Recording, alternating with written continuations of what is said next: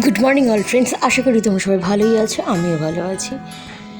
একদিন আগেই গেছিলাম কৃষ্ণনগর হস্তশিল্পের মেলায়।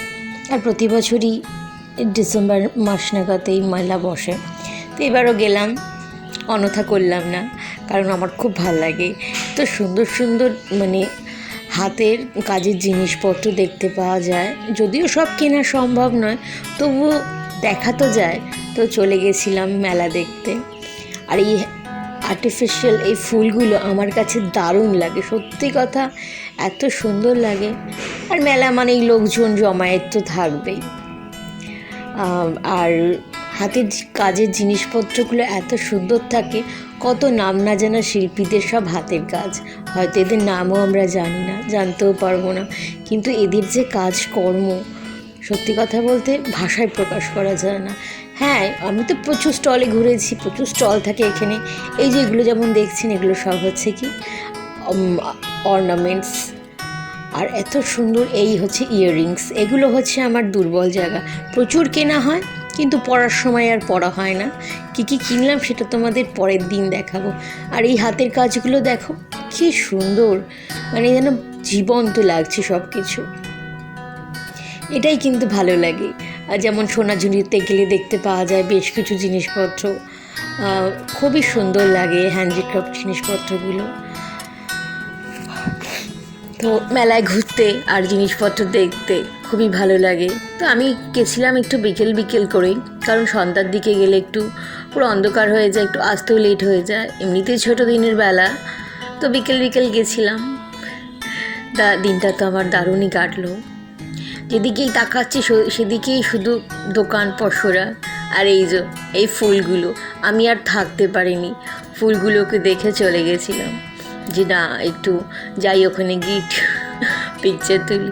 তো দারুণ লাগছিল। মেলাটা খুব ভালো ঘুরলাম, অনেক জিনিসপত্র কেনাকাটা করলাম।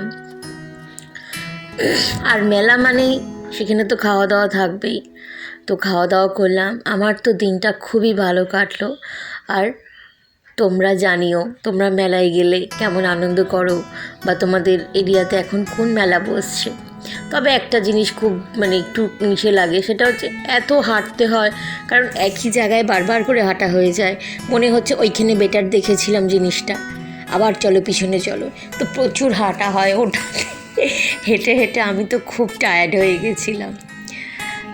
তো মাঠটাও অনেকটা বড়, আর এরিয়াটা অনেকটা এরিয়া নিয়েই মেলাটা বসে। যেদিকেই তাকাচ্ছি খুব সুন্দর লাগছে দেখতে, খুব ভালো লাগলো। তো তোমাদেরও দেখালাম ফ্রেন্ডরা, তোমরাও দেখে নাও। আর এই যে দেখো চুড়িগুলো এত সুন্দর, আর এই যে সেই মাটির তৈরি জিনিসপত্র, আবার একটি লণ্ঠনও দেখতে পেলাম, তো খুব ভালো লাগছিল। আর প্লিজ তোমরা পাশে থেকেও, প্লিজ আমার চ্যানেলটাকে সাবস্ক্রাইব করো, লাইক কমেন্ট করো। আর আমার তো ইউটিউবে ভিডিও কমই পোস্ট করা হয়, কারণ হচ্ছে প্রথমত টাইম পাই না, আর দ্বিতীয়ত আমি খুব ডিস্টার্ব, কারণ লাইক কমেন্ট ওঠে না, সাবস্ক্রাইব করে না কেউ। সেই কারণে একটু হার্ট হয়ে যায় আমি, যে এত খাটনির পরেও সেই রসগোল্লা নিটফল।